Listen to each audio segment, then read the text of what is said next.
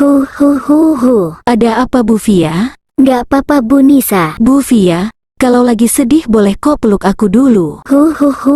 Makasih Bu Nisa. Bu Fia sekarang boleh cerita, mungkin nanti bisa meringankan perasaan Bu Fia. Bu Nisa, apa aku ini adalah ibu yang gagal?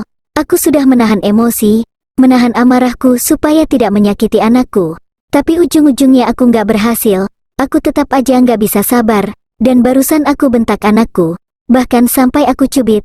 Sekarang aku merasa sedih dan menyesal. Sekarang anaknya di mana Bu Fia? Anakku lagi sama bapaknya. Kalau begitu, Bu Fia main ke rumah aku dulu ya. Kalau sudah tenang, nanti aku kasih tahu cara jadi ibu yang sabar, yang lembut, yang nggak gampang marah-marah kepada anak, dan nggak suka nyubit. Memang ada cara untuk jadi ibu seperti itu Bu Nisa? Ada Bu Fia, itu adalah cara yang sering aku lakukan kalau anak aku lagi nangis dan rewel. Sekarang lebih baik kita pergi ke rumah aku dulu ya Bu Fia. Di sini nggak baik dilihat orang. Apa kata Bu Nisa aja? Bu Fia, dulu aku juga mudah marah kepada anak seperti Bu Fia. Setiap kali mau marah, aku memilih time out, lari, bersembunyi untuk menenangkan diri sejenak agar siap menghadapi anak yang tantrum dengan senyuman. Sesaat cara ini berhasil membuat aku tidak marah. Lama-lama suami aku memperhatikan kemudian komplain. Kata suamiku, kok bisa? Adik nangis begitu mamanya malah kabur, menenangkan diri sendiri. Apanya yang harus ditenangkan? Siapa yang sebenarnya perlu ditenangkan? Pertama kali mendengar komplainnya, aku mendidih. Papa nggak tahu sih gimana susahnya mengontrol emosi. Papa pilih mana? Mama marah-marah atau menenangkan diri sendiri dulu? Kenapa harus ikut marah? Apa salah adek? Tanya suamiku. Jelek, aku mulai berusaha mencerna apa yang diucapkan suamiku. Kenapa aku harus terbawa emosi? Lalu aku bertanya, jadi mama harus gimana? Dia menjawab dengan tegas.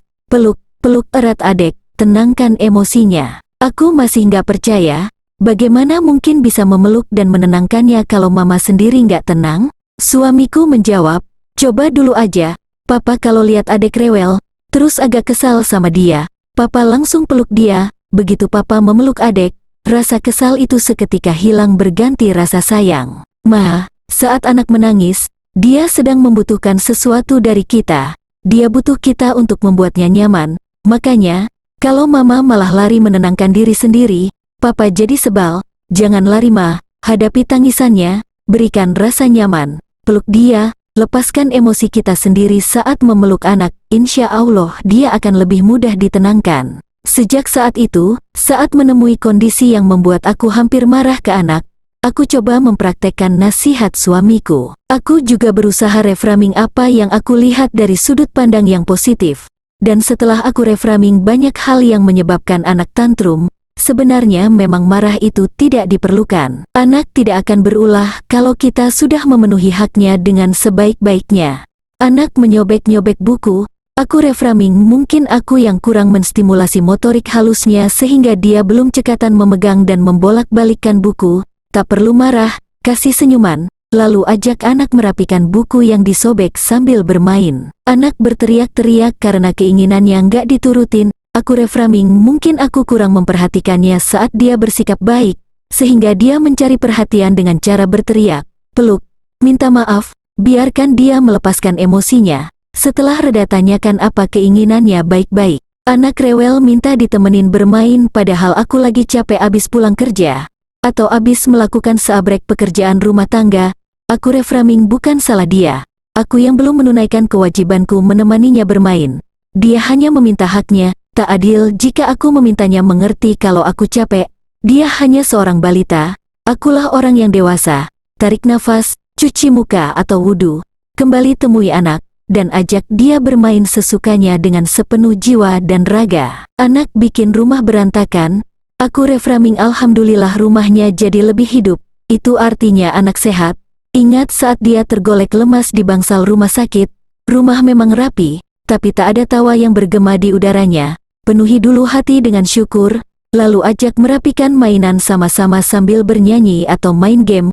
Kalau tetap tidak mau, atau hanya mau membantu setengah-setengah pun tak apa, tak perlu dipaksa, cukup contohkan kalau abis bermain, mainan harus dirapikan kembali. Anak rewel di tempat umum atau di tempat antrian, Aku reframing, mungkin aku membuatnya bosan sehingga dia rewel, atau aku tidak cukup membawa mainan atau buku yang bisa membuatnya tenang, atau aku yang terlalu memaksa mengajaknya ikut tanpa terlebih dulu bertanya kesediaannya. Nah, ternyata memeluk sambil reframing pikiran sendiri itu bisa jadi emosional healing buat aku. Alhamdulillah, aku jadi lebih bisa mengelola emosi. Belakangan, terapi peluk dan reframing pikiran ini juga aku terapkan untuk suamiku. Saat aku sebal, marah, atau ada unek-unek yang ingin disampaikan, aku peluk suami. Awalnya gengsi, masa sih lagi sebel malah peluk suami, tapi alhamdulillah ini bisa menjaga kelembutan saya sebagai seorang istri, paling tidak, jadi tidak marah dan ngomel sama suami. Alhamdulillah terapi peluk dan reframing ini berhasil diterapkan di keluargaku. Meskipun prakteknya susah, tapi bisa bikin saya minimal nggak bentak, nyubit, atau mukul anak, jadi tidak ada luka yang aku tinggalkan untuknya. Dengan pelukan, kita bisa menghidupkan sensor cinta untuk orang tersayang kita. Dengan pelukan, kita bisa menyamankan diri sendiri lewat sentuhan fisik dengan orang tercinta. Dengan pelukan, kita bisa menyampaikan bahasa cinta yang paling terasa. Dengan pelukan, kita tidak bisa saling berteriak, saling membentak, atau saling memarahi meski sedikit saja. Dengan pelukan, kita bisa melepas emosi yang menjalari pikiran dan jiwa kita. Peluk ketika merasa senang, peluk ketika merasa sedih, bahkan peluk ketika merasa marah, dan rasakanlah sensasi emosional healingnya. Baik Bu Nisa, makasih atas bantuannya. Aku akan coba cara dari Bu Nisa ini. Mudah-mudahan aku bisa jadi ibu yang lebih lembut kepada anakku. Teman-teman yang baik hati, jangan lupa subscribe, like, dan share ya.